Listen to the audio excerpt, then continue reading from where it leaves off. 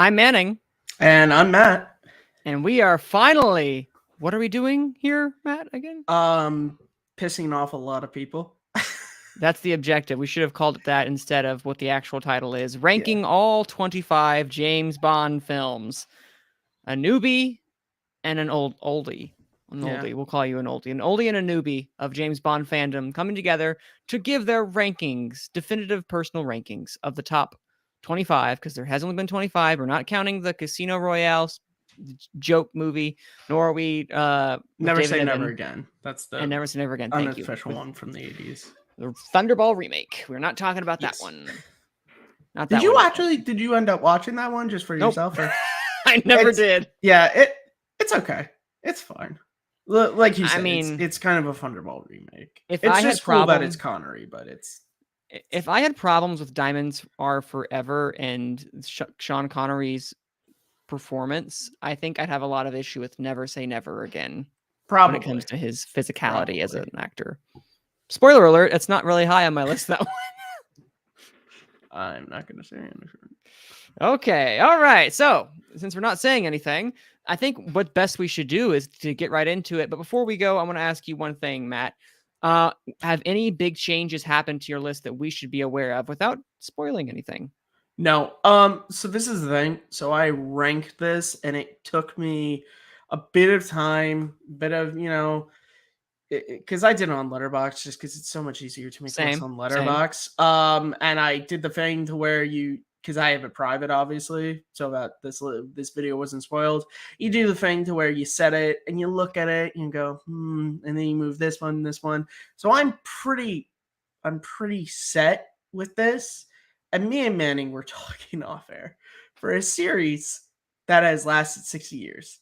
After doing this, Yes. there's a lot of movies on this list that I'm like not going to watch anytime soon. Like, genuinely a large majority of this list, I'm probably not going to watch in the next couple of years.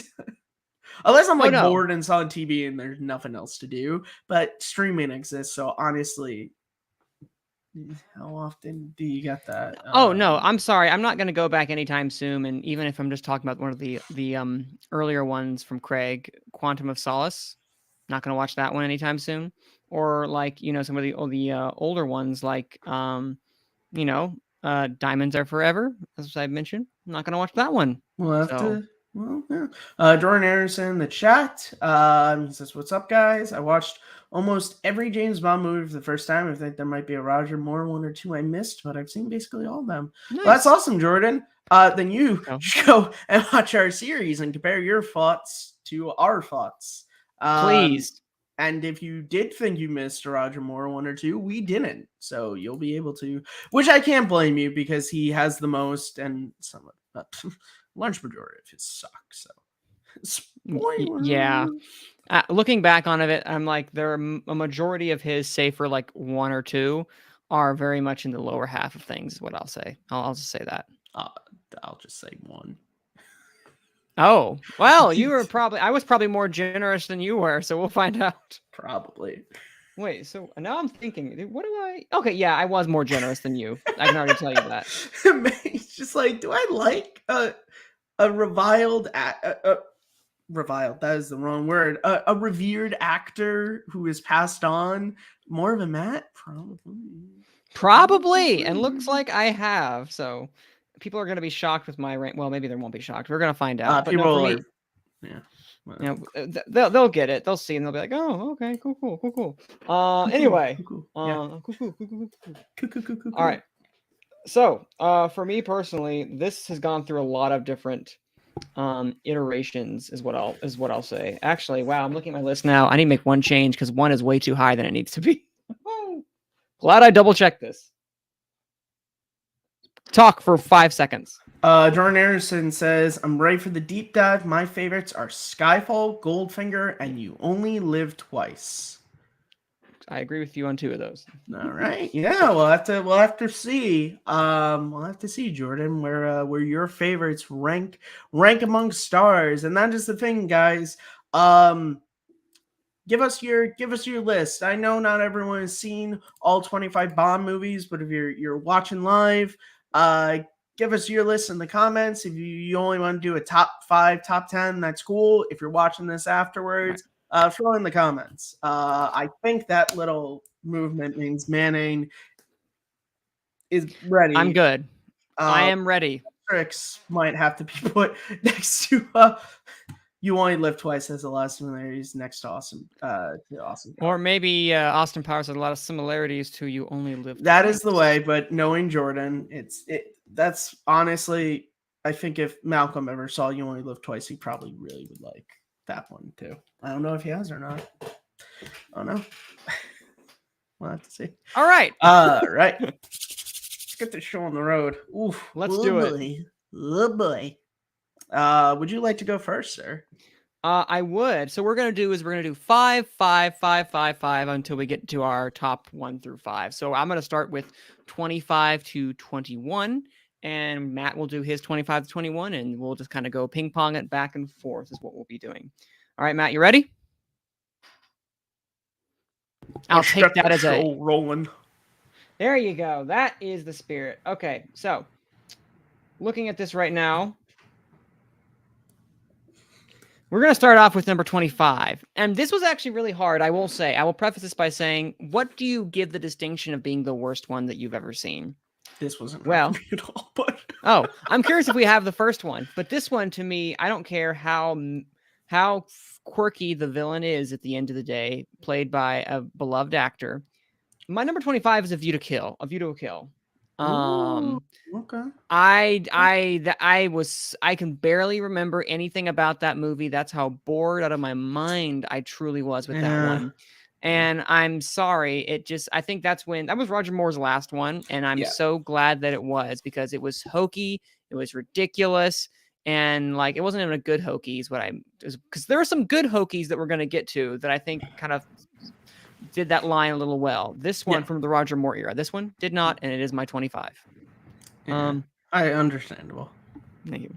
Number 24, it's Die Another Day.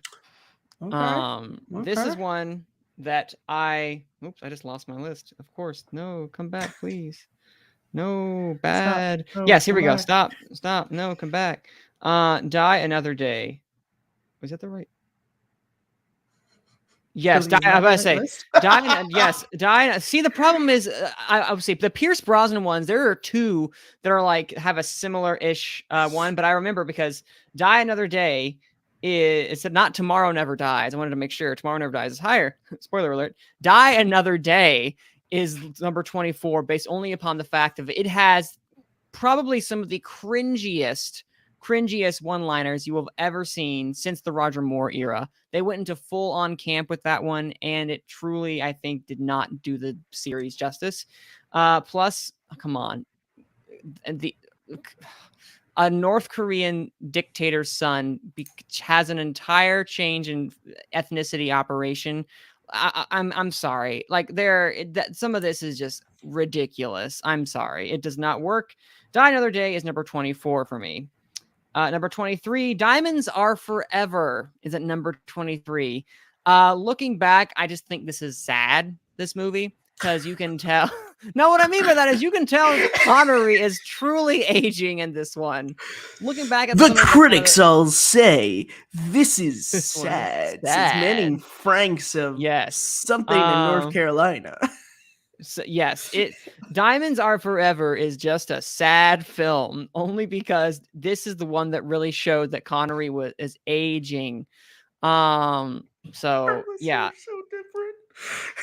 Oh wow, I cannot wait for this now. But Diamonds Are Forever is number 23 because I can't get back past that, honestly, for me personally. Understand. And if I'm not mistaken, this is the one where you had Bambi and Thumper, if I'm not mistaken. Is that the one? Probably some of the cringiest villains I have ever seen. Come on, there's no way Bond could take them. Sorry, no. At number 22, we have Quantum of Solace. Yes, one of my favorite Bonds. Craig, as we know, I will call a dud. And this one is by far a dud. Horribly edited, horribly shot. Well, maybe not horribly. Okay, no, I will say horribly shot. Boring film through and through. A horrible Bond villain. Quantum of Solace has a few redeeming qualities with just, I think, them trying to do something interesting with Craig in some aspects and how he deals with the death that we had in the film Casino prior. Yeah. Like, I think that's interesting. Is it executed well? No, but I like the idea. It's not necessarily executed well. So Quantum of Solace is a poor execution that just kind of fizzles and dies out. And finally, number 21, The World Is Not Enough. All I have to say now, 21, Christmas Jones. Doctor, excuse me. Doctor, I can't forget that. Dude, I still can't get over the delivery of that line. Well, I need to get back before someone gets my ass. It's like, Jesus, Denise. It's a good thing you look good because, my God. It is utter cringe, this movie. And the only redeeming quality at the end is the fact, I think, that they're if I'm not mistaken, Robbie Coltrane, I think is in there, and he's a great supporting character. I love him. And I think also Elektra being a spoiler alert, being the bad girl, is a really cool idea that kind of shows that Bond's willing to do what he needs to get the job done. And I like that. But everything else is not great. So, and yes, Jordan, Christmas, that line only came once a year. Yeah, it's I do want to just let me just see what I missed here with Jordan. Jordan says he loves all the Dalton movies, but I think he meant to say he loves all the Moore movies, but A View to Kill is probably the worst. He also says Die Another Day is pretty cringe, but Halle Berry's a Bond girl. Yes, please. Fire emoji. So we know what Jordan likes, and then he face palms on the Christmas Jones line. So we know what Jordan is into, which is Halle Berry. Hey, Jordan, do you know what happens when a toad gets struck by lightning? The same thing that happens to everything else. Oh, what a horrible life. It's so not good. Hold on. Why is my... Okay. I can't seem to... For some reason, it's coming... The audio is coming only through my speakers. And I don't know why. Interesting. That's very odd. All right. Keep talking, Matt. Okay, well, I'll just start with my list. So I should preference. Why can't I hear you? This is ridiculous. Oh, you can't keep talking, hear me? Matt. I can't hear you. I'm gonna have to... Well, then I'm not going to start my list yet. Yay for technology. Jordan says no, horrible X-Men line. Yeah, it is pretty terrible. I'm just going to keep talking until Manning gets this figured out because I shouldn't start my list until he can hear me. So, hello out there in YouTube land. This is what live streaming is like. If you're thinking of getting into live streaming, welcome to the wonderful world of live streaming. I can hear you right now. Can you hear me? You can hear me? No, I can say. Hello? Can you hear me? If you can hear me, there goes my nod your head. I can't. Let me see you nod your head like this. Let me see you nod your head like this. This is what we call live television. There's nothing like it. Let me see you nod your head like this. Let me see you nod your head like this.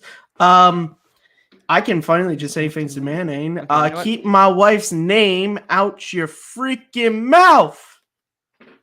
I don't know. There are other things. I have no. Top Gun Maverick should win Best Picture this year, but it's not going to because the Academy sucks. God, whatever things can I say to Manning that he can't respond to live? Okay. Yes. Can you hear me?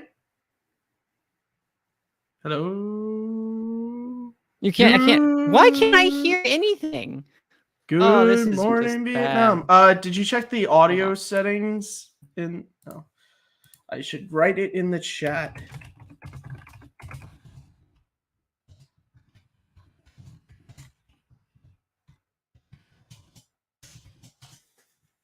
I just realized.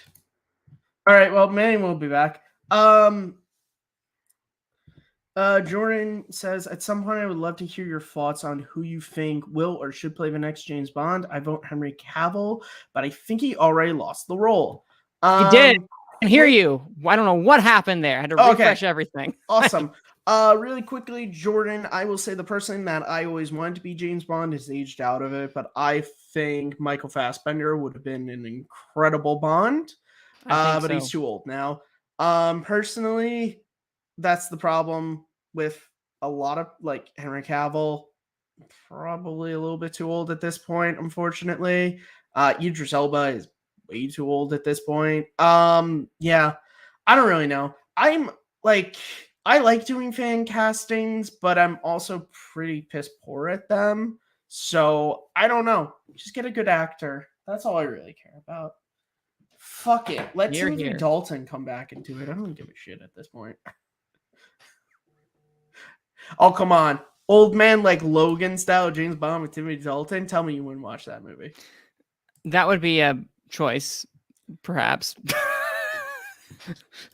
Anyway, what was your stuff again? I didn't even start my list. Oh, well, start. Please, I waited. Go ahead. Yeah, so I'm gonna preference my list by saying sometimes when it comes to when I have similar feelings about a movie, two movies, I'll give it to the one that has the Bond I prefer. That's what a lot of this list is. It's like maybe it's not so much I prefer the movie, but it's just the Bond. So keep that in mind. So starting off at 25, I have Quantum of Solace. This movie is just, it's got nothing. Like, it just has nothing. I can't even watch it and have it be like, well, this is stupid fun. It's just nothing. And for a movie series that, I mean, by the point this movie came out, there have been so many Bond movies to just have and I know we talked about it in our Craig episode. This movie was made during a writer's strike.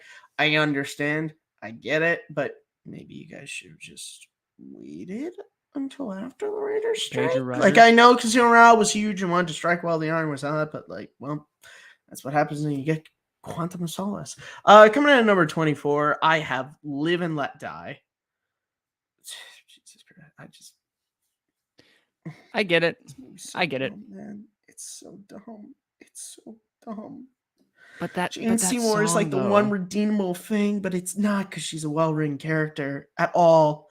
That's it. That sheriff the song though. Oh Jesus, the sheriff. Yeah, okay, fine. But like, I can listen to that and not have to watch the movie. The sheriff. I hate that character so much.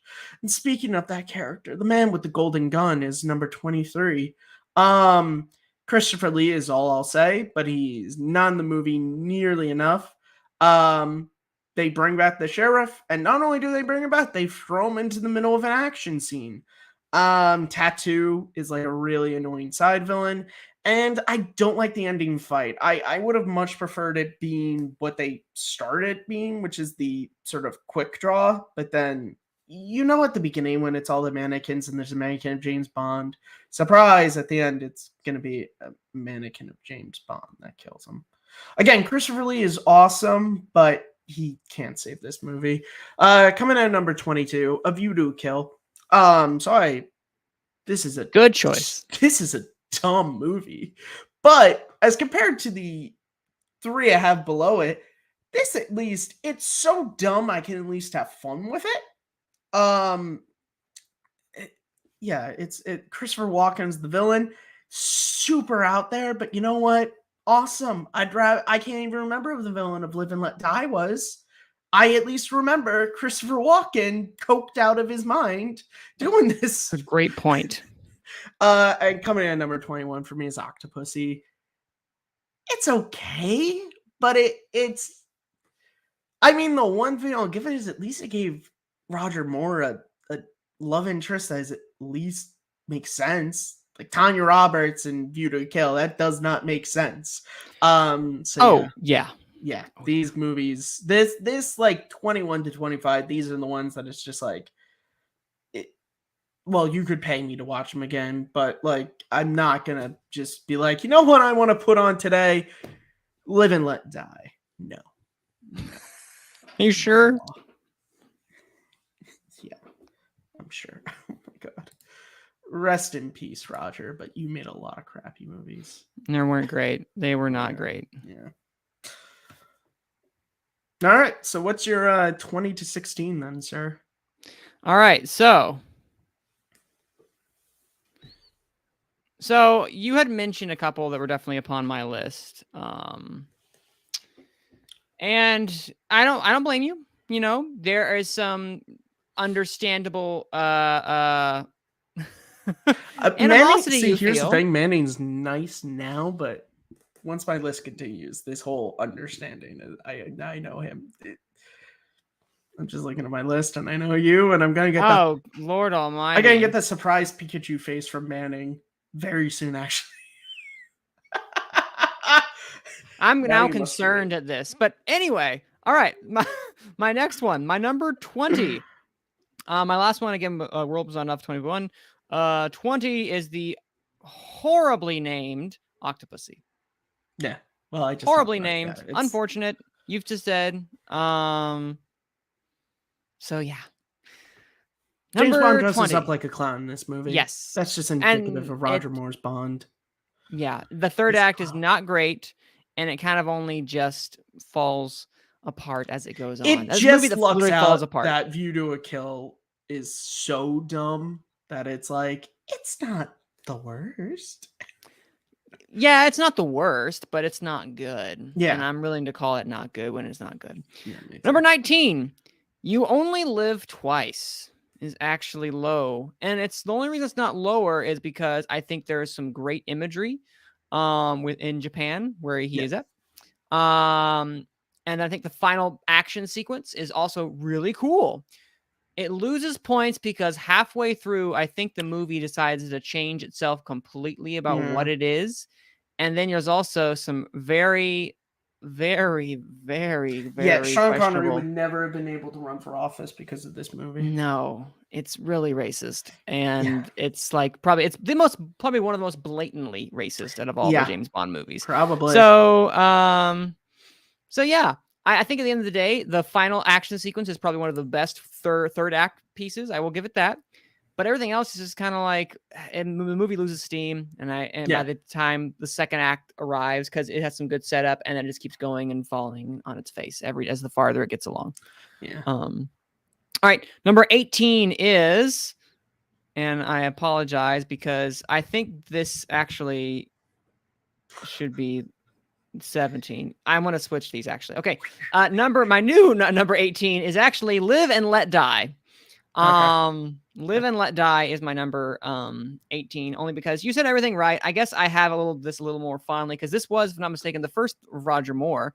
And under the as James Bond. And I really do have some fond, like seeing him for the first time. Like it's a little silly, but he's not nearly as silly as some of his other iterations that we've seen before in the past. And while there is also, again, some more questionable racial undertones in this and overtones in this one as well too, overall I think that he really did a good job in stretching into the role for the first time.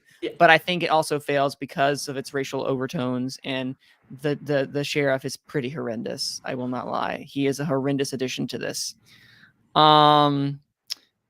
Number 17, Tomorrow Never Dies. Wow. Yes. That's really wow. Okay. Yes. Because the more I thought about it, the more I kept realizing that my favorite aspect about this is Michelle Yeoh. She is she's an amazing Bond character, I feel like, in this movie. I love the fact that I love it when you have the hero and not a villain per se, but they're opposing teams and they got to work together still though. And there's a great dynamic that that Brosnan has with her. And I think that makes the movie in my view. And also Jonathan Pryce is fine. I can't remember his character's name. I just remember him and being the tech mogul that he is. And I like that, but I think overall it's kind of, other than their chemistry, I kind of forget about it. So it's really forgettable. And that was my number 17. My number 16. Wait, my number 17. My number is The Man with the Golden Gun, as we have mentioned before. The reason it's only higher is because I just think Scaramouche is probably one of the better. While he's handled poorly near the end, I think he's one of the most iconic Bond villains. Yes. And that's up to Christopher Lee, who does he can, I mean, he could do anything he wants to, because the man is just like a terrifying force to be reckoned with. But you're right, Yep. there is some like really kind of weird, I guess I forgot the name of the sidekick that he has, his henchman. Tattoo. I don't like. Yeah, no, that's not Tattoo. Wait, no, that's wrong. I'm thinking of Fantasy Island. What was Knick Knack? Knick Knack. Yep. I think it's the same actor who plays Tattoo. I think that's why I was thinking that too. It might be. I'm not sure. I've not seen Fantasy Island, so I do not know. I used to watch someone on TV Land when I was a kid. Okay. I don't know that, but yeah.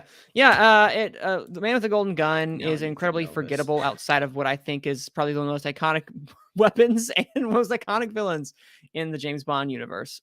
So yeah, number 16 is The Man with the Golden Gun, and that is my other 5 that we have up there. So I know I shocked you with a couple of these, but I can tell you were definitely shocked by Knick Knack and Tattoo are the same actor.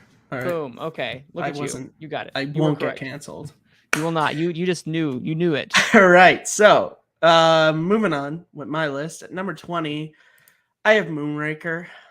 If the whole movie was the last act, it'd be higher. But unfortunately, the Earthbound stuff, it's not that fun or memorable. The space stuff is fun. I love the fact that because Jaws falls in love with a girl, he's totally into But that's helping, so fun. Come on. It's helping Bond. It's great. And then he's totally pleasant with dying at the end. But like I said, the third act is a ton of fun, but it's a mostly forgettable movie. But that's what happens when you rush a James Bond movie into production because Star Wars comes out. And you base it off of a book that doesn't really have anything to do with space. Right. Coming in at number 19 for me. Shocking to some, possibly, but I have The Spy Who Loved Me. It's good. Wow. It's probably one of the best Roger Moore movies, but I'm not really a Roger Moore fan. It's good. Again, we talked about it in our episode. I see this is where Mr. and Mrs. Smith gets it from. This is where Spy Kids got it from. This is where even you can argue True Lies, to an extent, like the whole, you have the one spy over here and the one spy over there, and they're supposed to fight. They're gonna fall in love instead, and right. It's fun. It's got some memorable stuff, but it's coming at number 18. I have You Only Live Twice. We spoke about it. The Last Act is one of the best last acts ever. Donald Pleasance is the best. Blofeld. He is far and away the best. Connery is really good in this, but you're right. That second act, it just drags a little bit. And then, it's the whole dressing Sean Connery up to be an Asian, giving him the Asian wife. It was uncomfortable to watch. Yes. The last act is awesome. I cannot deny that. And like I said, Donald Pleasance is the best Blofeld. Like, he just is. Come in. Manny, and it was nice to be friends while we were. Because coming in at number 17, I have Casino Royale. Whoa! Come on! Come on! It's okay. It's fine. It's on it. Genuinely, when I was putting my list together, I was moving this. This one was a little bit higher, and then I just started looking at movies I had it over, and I just went, no. It's an okay movie. It's fine. That's my review of it. It's a fine movie. Coming in at number 16, I have Thunderball. This is a pretty solid and fun James Bond movie. I love all the underwater stuff, which, for the time, like, I know saying this to people who just watched Avatar: The Way of Water, but like, this shit was like, no one made movies underwater like this. Like, no, I think it still looks good. Yeah, and again, like I said, it's just a solid, fun movie, but it's got Connery. So whereas Spy Who Loved Me is a solid, fun movie, but it's got more. Guys, it has one of Connery's best moments ever, which is, I think he got the point. Like, that's just one of the most classic Sean Connery moments ever. So yeah, that's my 20 to 16. Wow. Okay. And I do want to Jordan. I do want to mention Jordan says. Let me just see.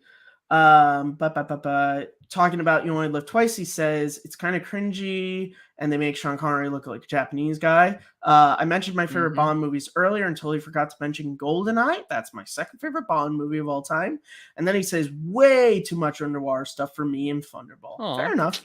Fair enough. So sad. I think Thunderball has still some of the best, I think, to this day, when it comes to.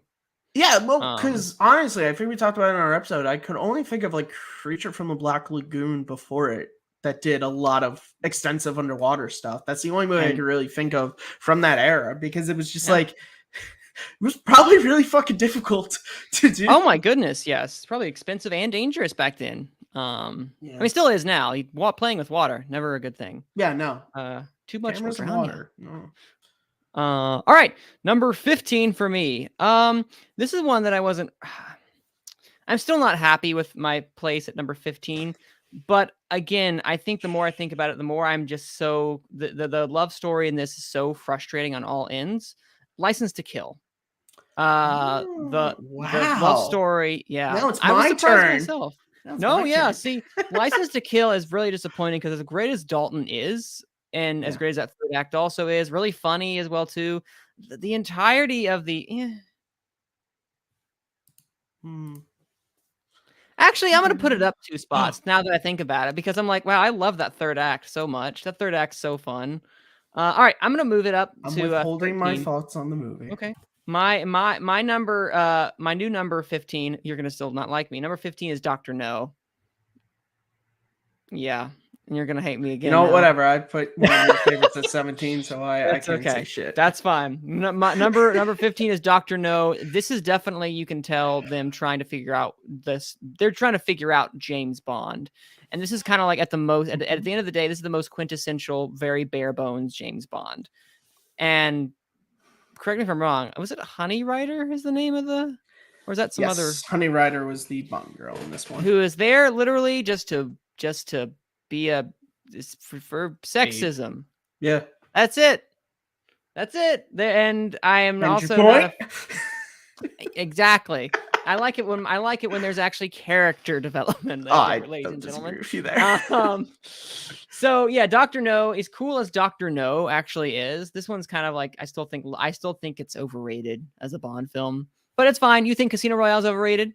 It's fair. Hey, excuse, do not put words in my mouth. I said it was fine. I did not use the words overrated. Okay, that is fair. You trying to. This is Manning trying to soften himself because he don't. And you'll see how much I love this movie. Right. He's just trying to make himself feel better. So he's trying to put. You guys saw. You can go back and watch the tape. I never used the words overrated when talking about Casino Royale. But anyway, number 14 is The Spy Who Loved Me. Basically, from what you were saying over there, I do think that the two of them had great chemistry. I forget her name. They had great chemistry, she and Roger Moore. Also, another great third act. Basically, Bond can live and die by how good the third act really is. Yes, it literally lives. Any action movie really can. If you leave the audience with a great feeling, they'll sacrifice the setup. You know, it's like a really good joke. If the punchline is really strong, if the setup was a little weak, who cares? Yeah, and this punchline I think was really strong, and I really do like the duality that they had as agents basically going against each other this entire time, because at the end of the day, Bond killed her. And I feel bad that Natasha? It's Natasha, right? I feel like that is. He's Russian. No, Natasha is GoldenEye. Okay. I'm trying to remember. I'll pull up the Thank you. Pull it up right now. It's Natasha Romanoff. No, that's Natasha Romanoff. All right. Yeah, number 14 is Spy Who Loved Me. And now number 13 is Anya. Anya. Thank you. Anya. Played by Barbara Bach. Barbara. That's a name. That's a name, Barbara. All right. Number 13 is License to Kill, which that third act is still fantastic when they're at the religious cult place. Yeah. And I do really enjoy just how kind of wacky that becomes, but it really brings itself down because I think it, out of the two Dalton movies, this has the weaker love I guess not love. I wouldn't call it love story, romance, shall we say? And I think that really brings it down for me because the very end, I feel like they did it just to had it. You know, they wanted to have it, and they just decided we need to write something. Let's get it done. And you know, I'm not exactly the biggest. License to Kill.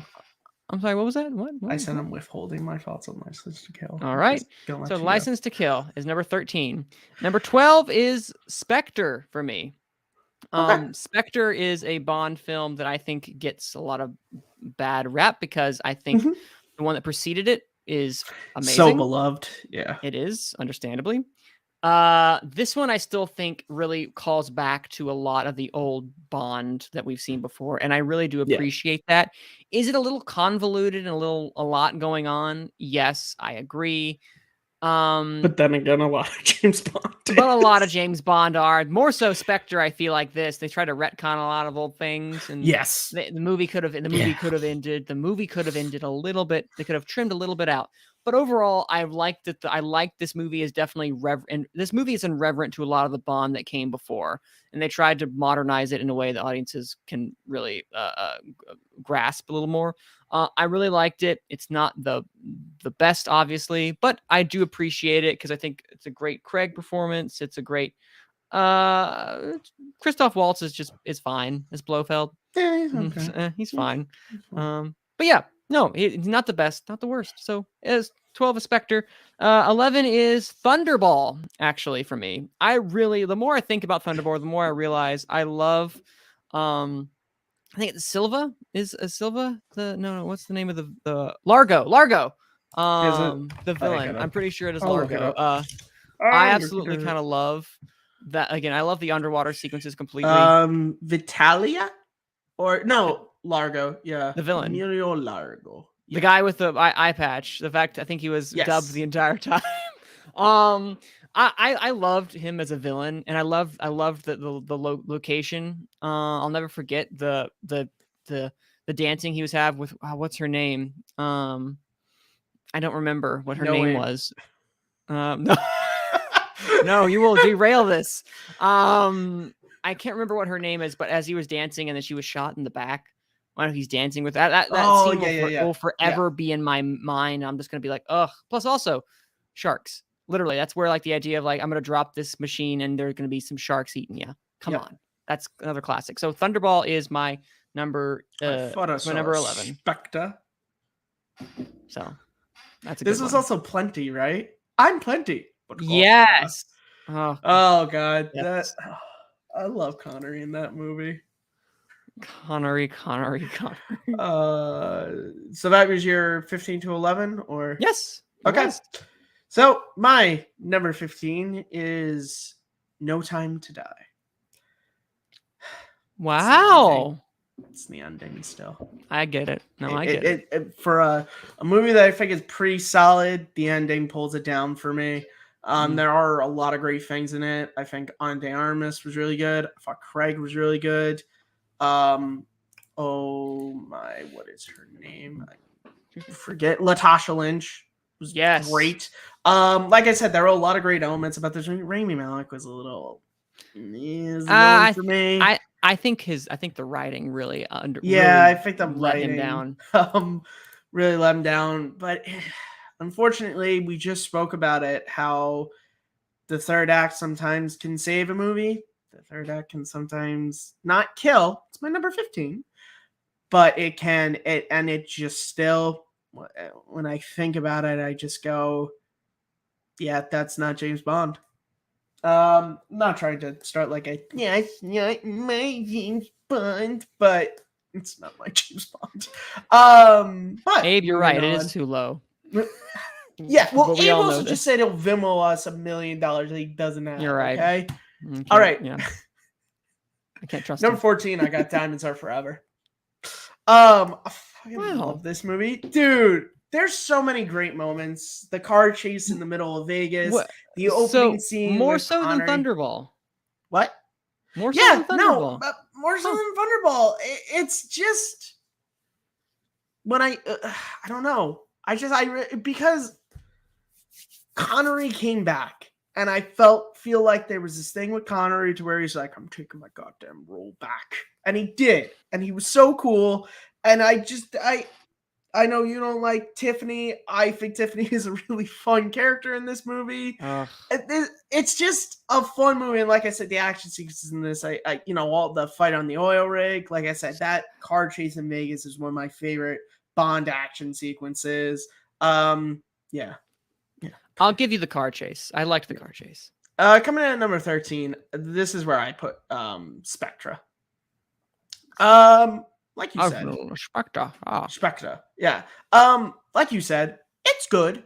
It's a nice throwback. I like the ending. I like it both visually and everything. And comparing it to how No Time to Die ended, it's a little bit more. I'm okay with that ending a little bit more. It's good. It's got a little From Russia with Love in it, which is nice. But at the end of the day, it's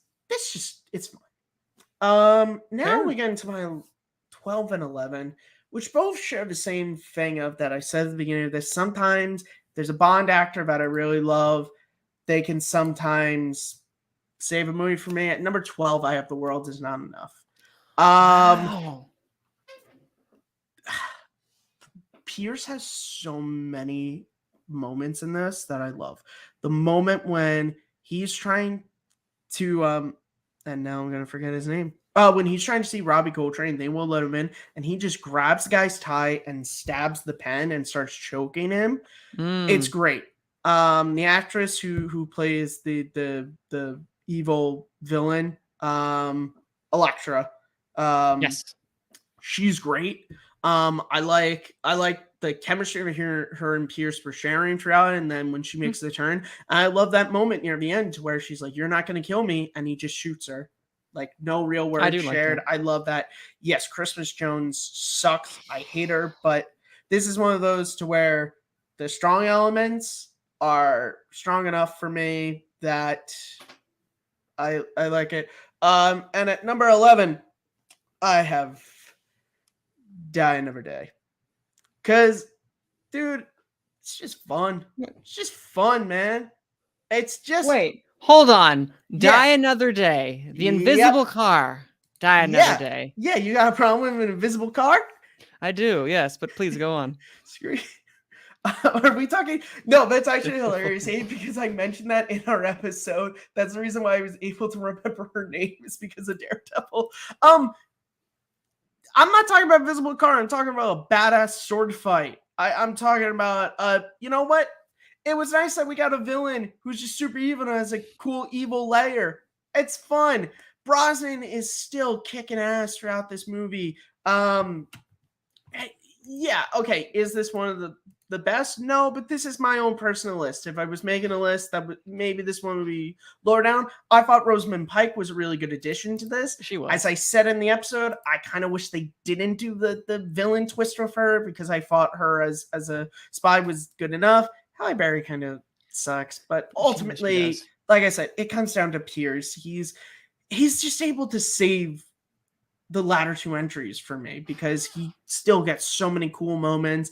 And as I said in the episode, Pierce Brosnan is the toughest Bond because he survives like 18 months in North Korean prison and doesn't break. And he grows a badass beard in the process. It is a nice beard. Next James Bond should have a beard, calling it now.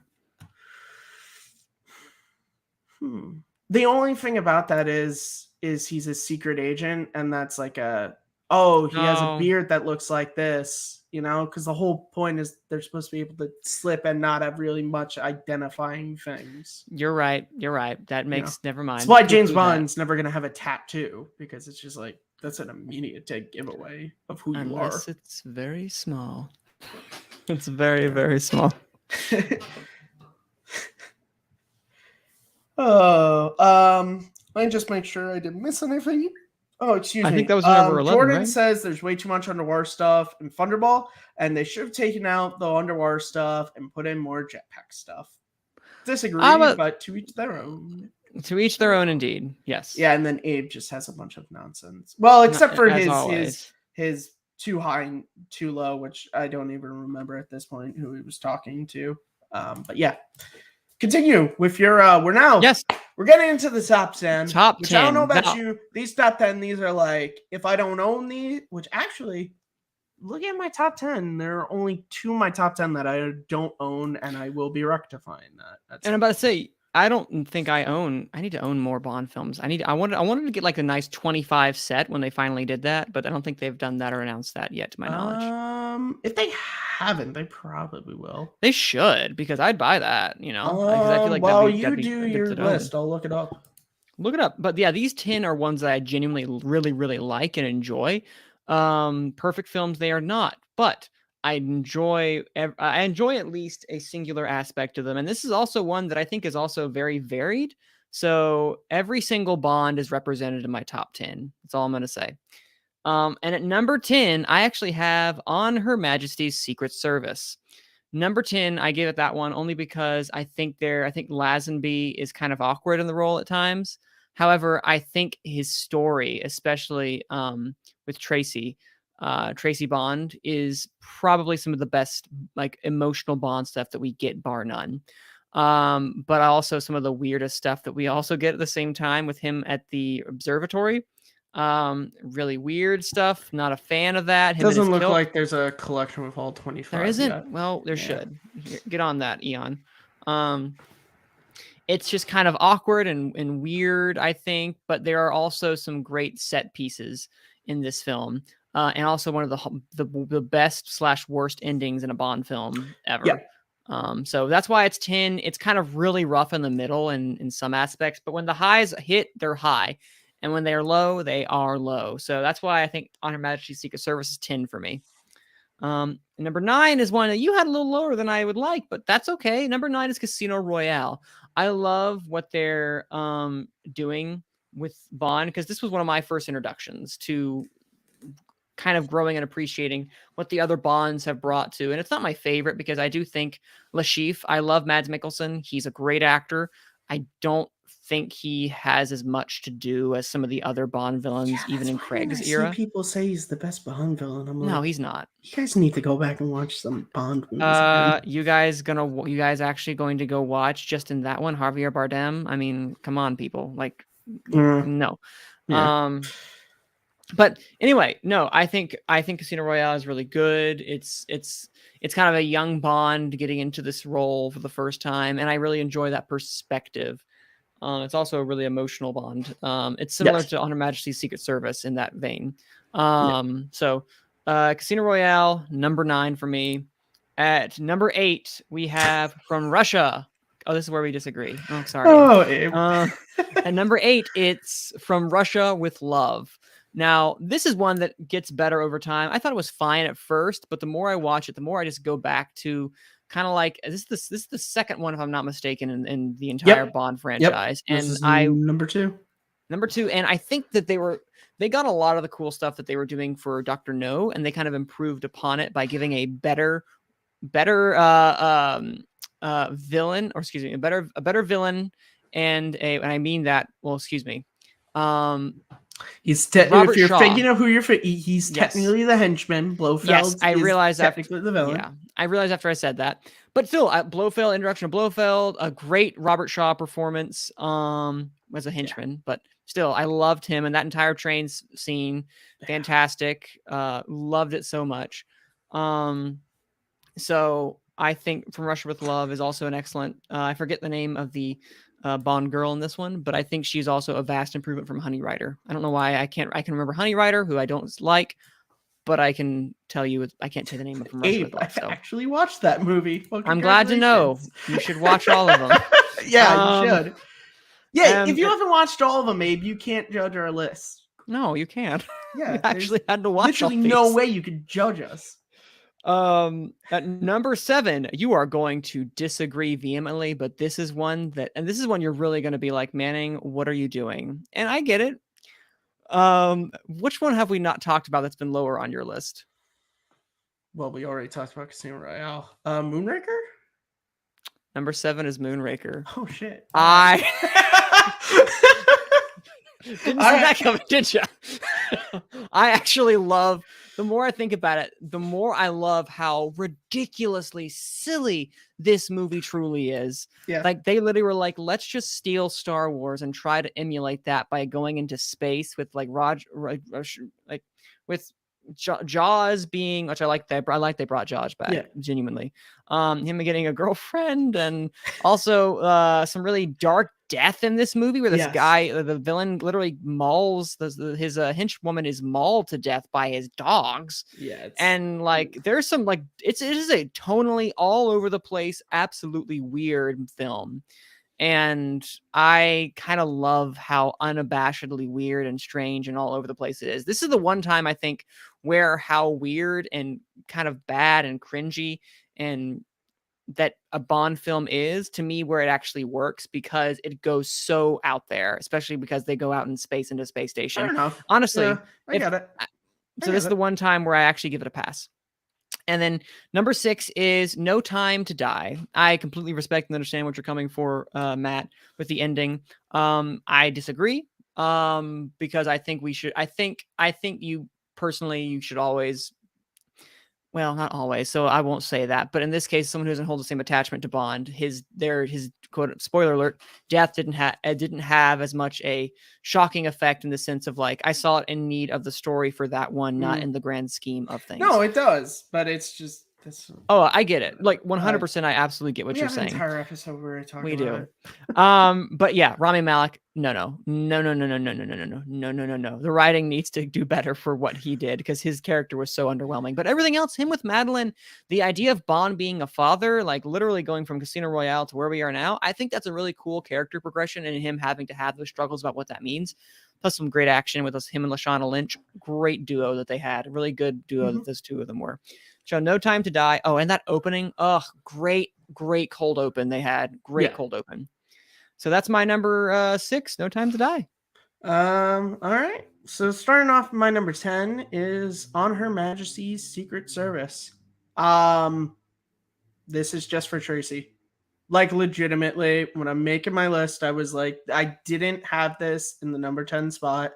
I just love how it's in for us both. I love that. Tracy is like, I will go back and watch, and I will own this movie not for George Lazenby, who's okay. I will own this because Tracy is far and away the best Bond girl ever. And this movie came out in 1969. And she's like the antithesis to everyone who's just like, the Bond girls in the old movies had no character and they were good. Nah, fuck you. Tracy. Tracy. I'm down. I'm just saying. She's so awesome. I'm just going to talk about her. And the rest, the Blofeld in this movie is okay. The second act is terrible. Yeah. The third act is so great. And again, going back to Tracy, they give her the car chase in this movie, which I love. Great car chase. And you, for what they do with Bond, with the marriage and everything, they built a character to where it doesn't feel forced. It feels real.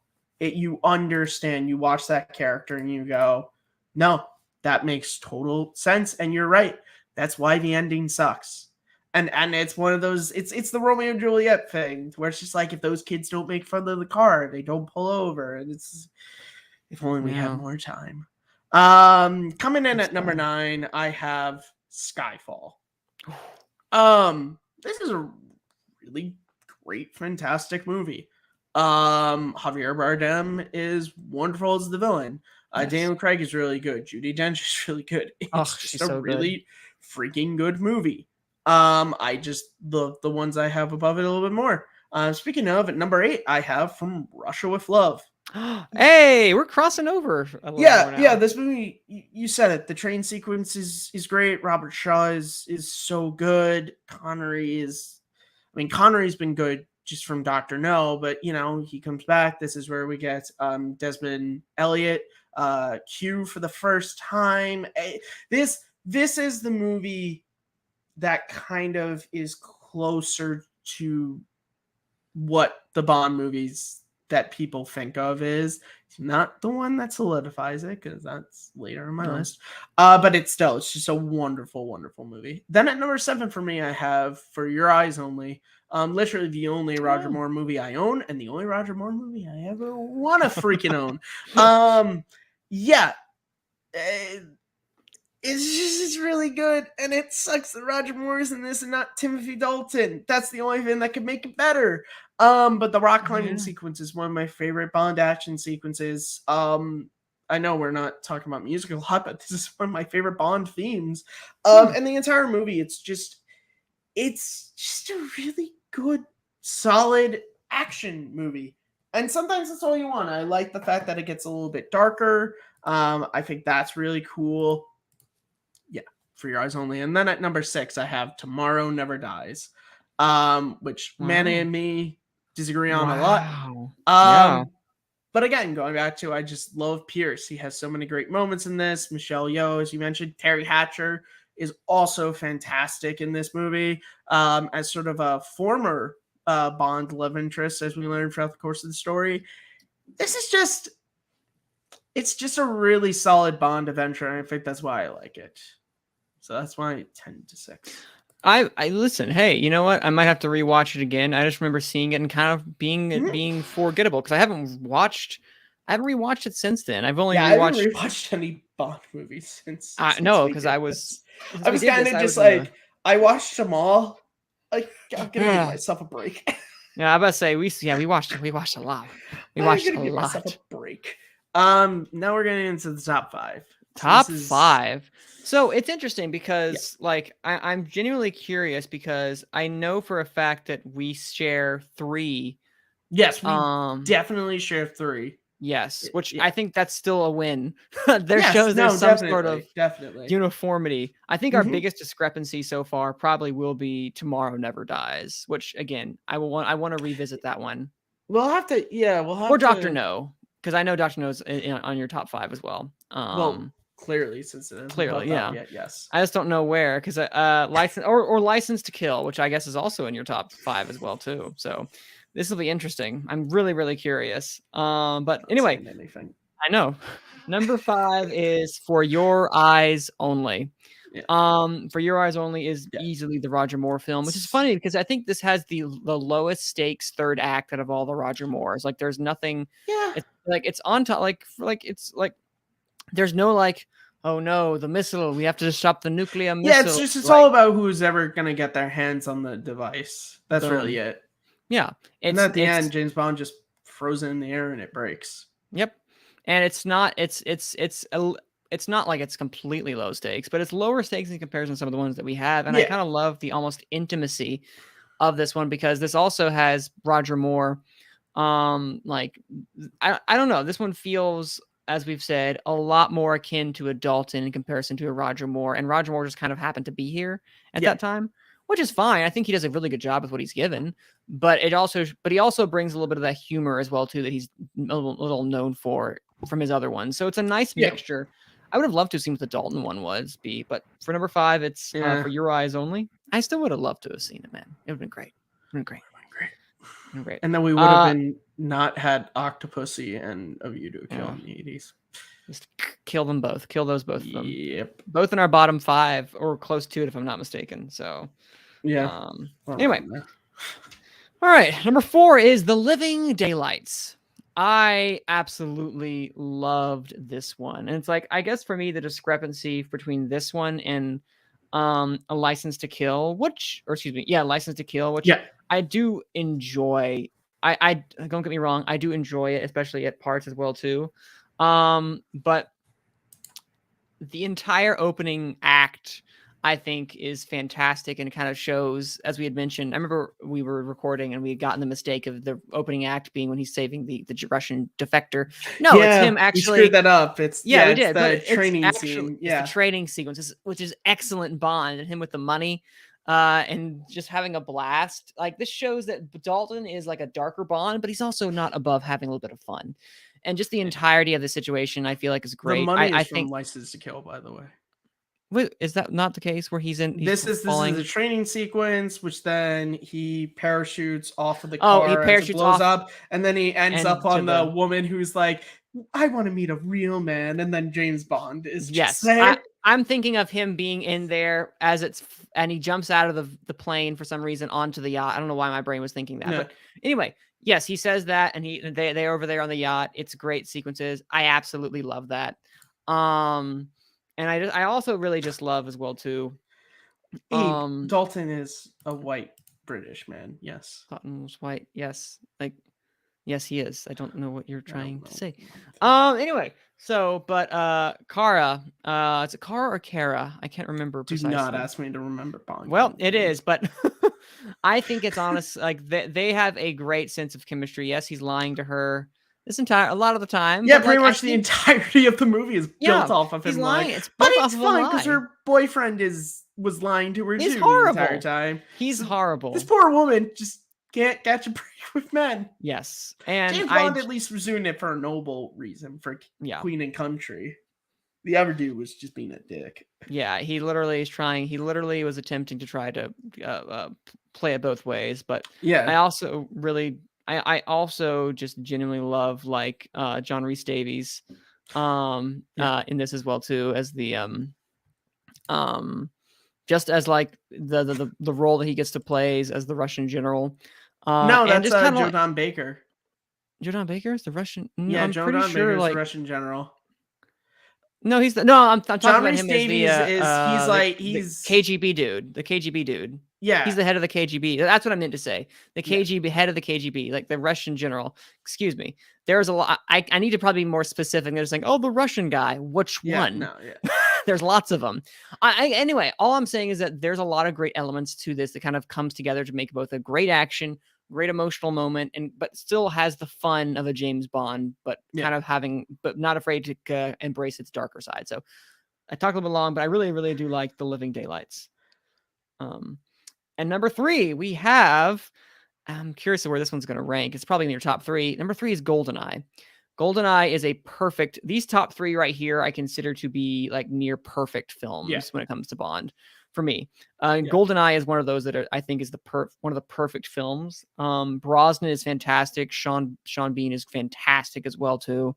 And like the betrayal that happens with 006 versus 007 this entire time, I absolutely adore it. There is some fantastic, just like the iconic third act that transpires in there as well.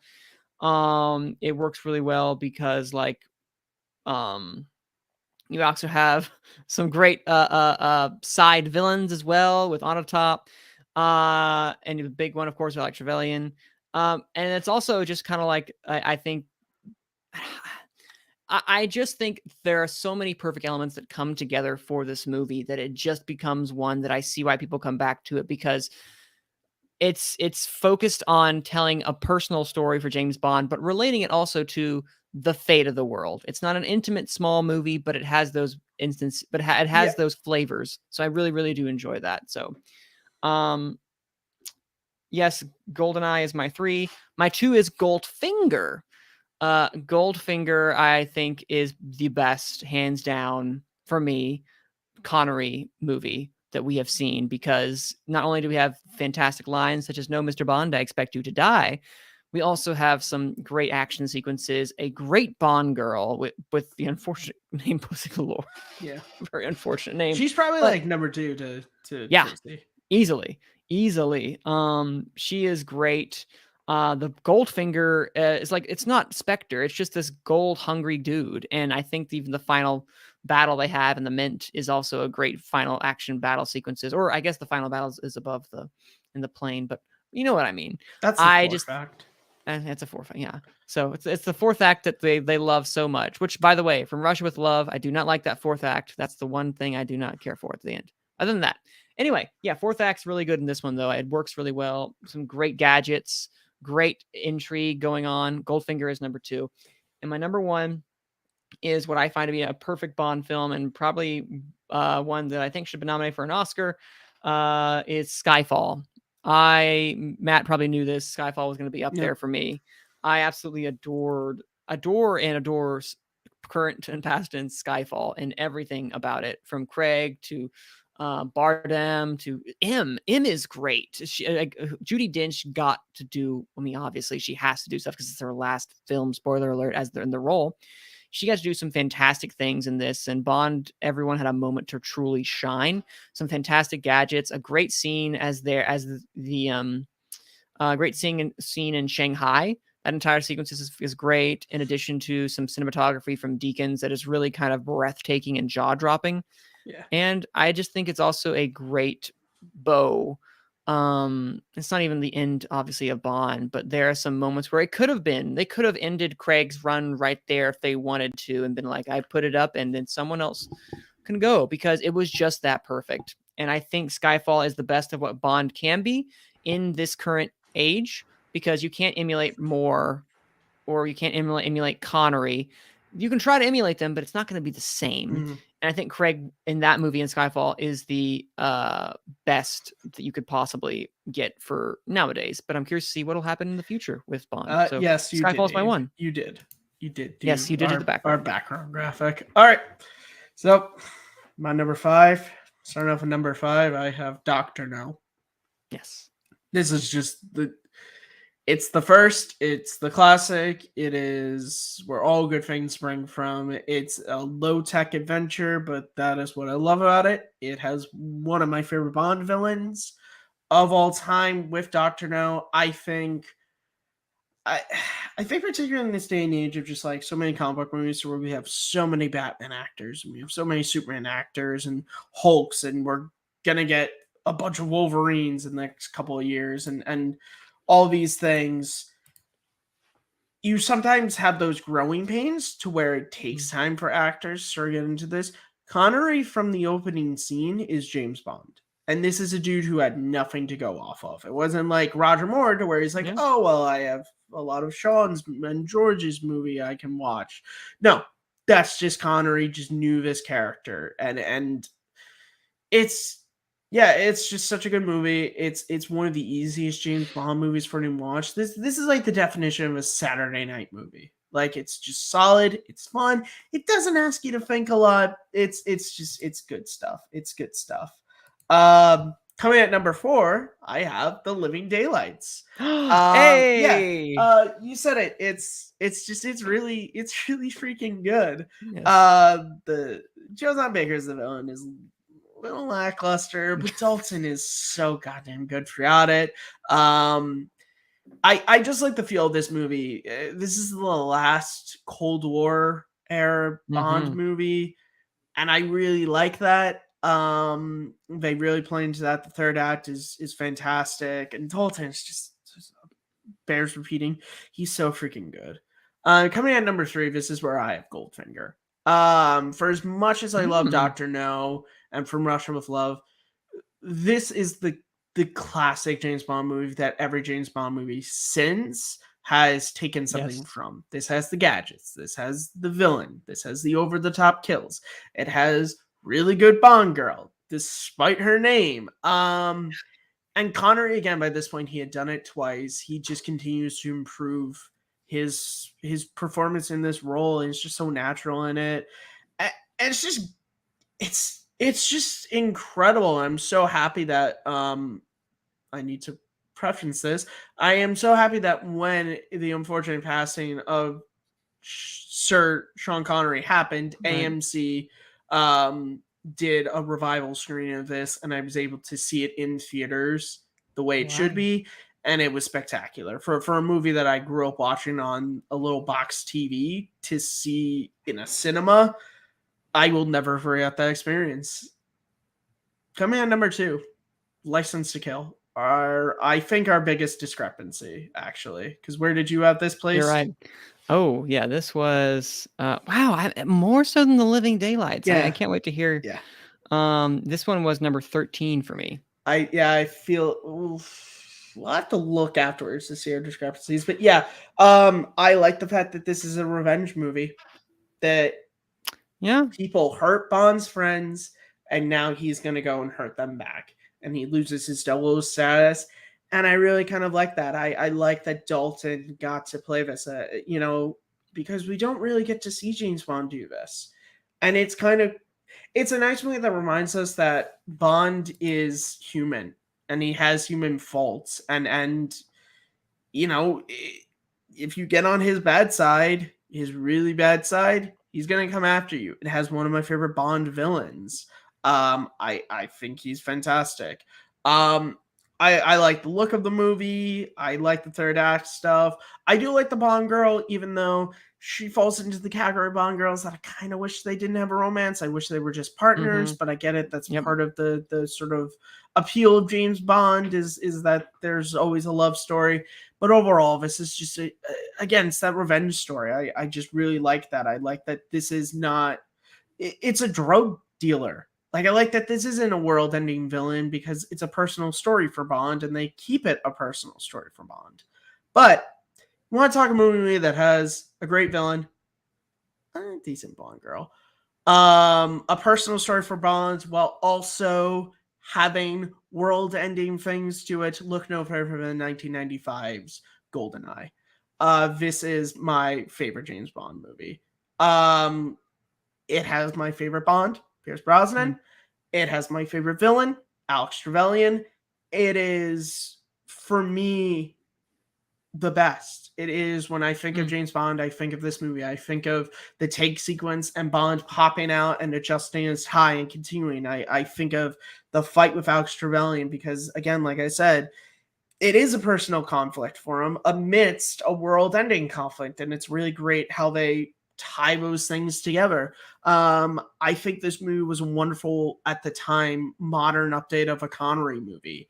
I thought that was so brilliant, and it's just a goddamn good movie. And you know what? We talked about a lot of stinkers, and this movie is the furthest thing from that. It's a movie that I would hope, if there weren't people who are so jaded that movies made before 2000 like are icky to them, I feel like this is a movie that you could show someone who got introduced to James Bond with the Craig stuff, and they'll still probably really like this movie because it's just that good. It's GoldenEye. Yeah. I agree. Now, if we were, so correct me if I'm wrong, GoldenEye is your number 1. Your number 2 is License to Kill. Yes. And number 3 is Goldfinger. Yeah, so fun story is the way I rank my top 3, and I've had a top 5 James Bond for a while now. The way I rank my top 3 is it's my favorite Bond actors in order with my favorite film of theirs. So it goes Brosnan to Dalton to Connery. That's kind of how I did that. Because all 3 movies I think of on pretty much the same level of just like they're 11s out of 10. So it's just like, how do you separate them? Like I said, you separate them by the Bond actor.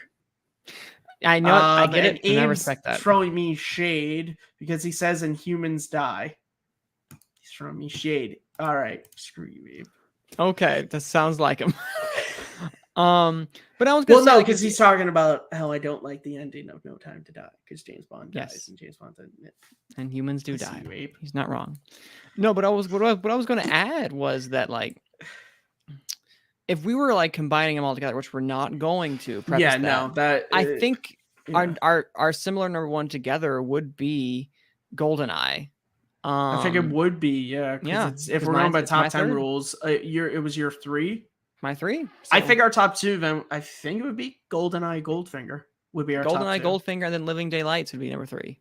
You know what? That's all the stuff we'll do. And you know what? Right there, between the 2 of us, that's a really solid top 3 right there. That is a solid top 10. Solid top 3. I'm sad that Skyfall is not there, but hey, it's my number 9. I have it in my top 10. Thank you for having a Craig film in your top 10. I understand that was difficult. I really like the movie. I'm gonna get it on Blu-ray at some point. You should. I really genuinely like that movie. Like, it's a good movie. The rest of the stuff, give or take. But Skyfall, I won't just take and run with it. I agree. Yeah. So, unfortunately, this is it. There's no more. I mean, look, there are top 10 lists. We could do James Bond themes. We could do characters. But we're not going to do that. This was all for the movies because we were celebrating the 60th anniversary of James Bond. And now we have ranked them all. And now, like Alexander, who wept because he had conquered the known world and there's no more to conquer. There's literally no more we could talk about with James Bond movies for now. Of course, there will be a new James Bond at some point, and they will have movies, and we will watch them and talk about them when they come out. This was an incredible fun experience. Yes. I had reached out to Manning because I knew he was someone who hadn't seen all these movies. He was a newer Oh. fan. I was an older fan. And so it was really awesome to sort of go through these movies with you. I hope everyone who's been watching with us has enjoyed it.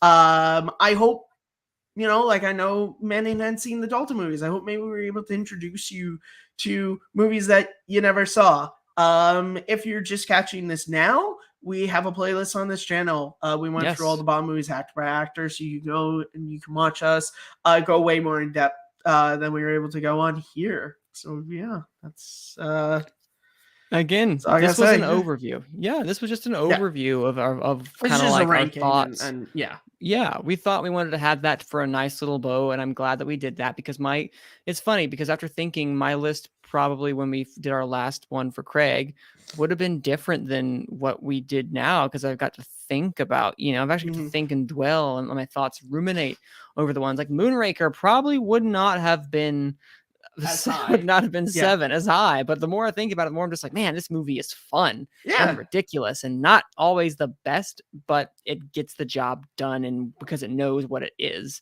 kind of. But yeah, I think that comes with time and everything, and that's okay, you know. But yeah, no, through this, I love going through this because I got to experience Bond for the first time, and I loved it. I loved Dalton. I got to experience that. I thought Moore was fine. I think Lazenby was fine. I like Sean Connery. His movies, I think his movies for me personally fail him more than he fails the movies, if that makes any sense. But I guess that's also because I think that obviously him and Moore's and Lazenby's have aged more because the farther you get away from something, you will see the age a lot more. Even the first Star Wars movie, well, as timeless as it is, it still shows its age. It was a movie made in the 70s. Exactly. That's always the thing. Movies can't help when they're made. And look, one day the Daniel Craig movies are going to be those movies are a little old and passe action movies, you know, like what? Unfortunately, one day they will be. That is just the wheel of time just keeps on spinning. Unfortunately, indeed, because my kids will look back and be like, "Dad, why'd you like those movies?" And I'm like, "Because they were great. I like how Manning is talking about. Meanwhile, I'll still be showing my kids like, "Look at Sean Connery. Dr. No is still bad." Meanwhile, it'll be like a fucking like 90-year-old movie at that point. And I'll be trying to convince my kids. I'll be like, "We'll be getting to it. Doesn't matter. Her name is Pussy Galore. Shut the fuck up and just watch it." I know it's weird. Just go for it. I know it's weird. I will just show you Tracy's scenes from Modern Majesty's Secret Service. You don't need to see the rest of the movie. There are some scenes you definitely do not need to see. There's some scenes you don't need to watch in this. No, kids, shield your eyes. Honey Rider's stupid. She was stupid back then too. Shut up and watch. She's super stupid then now. And we'll watch Skyfall, and that'll be it. Thank you. I appreciate that. But no. Anyway, I had a great time here with Matt because I feel like not only did I get to know Bond more, I got to know even Matt more, and I really enjoyed getting to know Matt. And I enjoyed this time with you, dude. And I look forward to us doing more stuff in the future, not just with Bond, because Bond, just like that Barbara Broccoli and her team is doing, putting Bond away for the time being. You know, putting him on ice. And what killed the dinosaurs? Ice Age. No, not related at all, but I had to because I know we all know your love for Arnold. Like James Bond will return with something. What it will be, I don't know. But I'm sure me and Manny both work on this channel, so at some point you'll see us do something together. You'll see something. Yeah. I mean, if you guys want to see us, I don't know, suggest a movie series you want us to go through, maybe we will, maybe we won't. But if you liked this, sure, maybe if you suggest something, we'll be like, that's pretty cool. Let's do that. Nice. I don't know. But Manning, we're gonna get people find you online. You can find me online at Cine_Man. That's CINE_MANN, as well as doing news reviews, weekly news reviews, weekly movie reviews for WFMY News 2 in Greensboro, North Carolina. And yeah, and you'll find me whatever we're doing next here. Whatever venture Matt and I take on our next excursion. Oh, Abe, talk about French New Wave. No. And you guys can find me at Kearns_Matthew on Twitter, MattMovies611 on YouTube, and right here as host of Second Look. host of the Fan Podcast, which I'm just getting stuff set, but I think I have my first guest for the new year. It's a pretty fun topic. I'll announce it pretty soon. You can also find me as the co-host of Simple Tricks and Nonsense with Abe Flores. We go live pretty much once a week. There is no set topic. It's so much fun. It is so much fun to do. I love that show so much. And yeah, like Manning said, we're definitely going to do something. What it will be, I don't know. But that's why you gotta be sure that you're subscribed here to Take 3. Follow us on Twitter at Take 3 Video, or join our Facebook group so you can have fun in the discussions. And as I said earlier in the video, if you've seen all the Bond movies, outro music. Give us your ranking. Give us your ranking. Or if you just want to give us your top 10, and remember to check the playlist so you can see all our thoughts on all these movies more in depth. That's pretty much it. So I think, Manny, for the last time, let's play that wonderful outro. You mean this one? Which would be great. No, what? What are you doing, boy? I'm talking about the one with me. Sorry. Okay, let's go.